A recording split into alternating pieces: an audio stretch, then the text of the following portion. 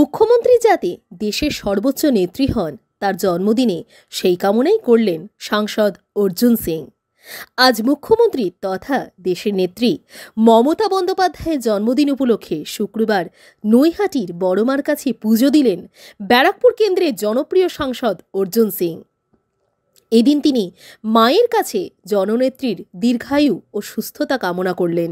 তিনি বললেন, দেশের প্রধানমন্ত্রী দাবিদার নেত্রী।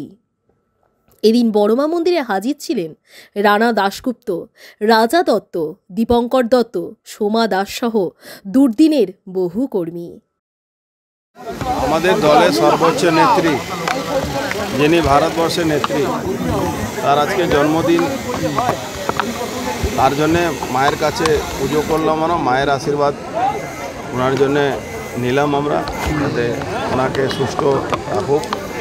উনি ভারতবর্ষে রাজনীতিতে একটা এমন জায়গা পৌঁছন যেখান থেকে ভারতবর্ষের মানুষ তাকে সর্বোচ্চ জায়গা দেখতে চাইছে।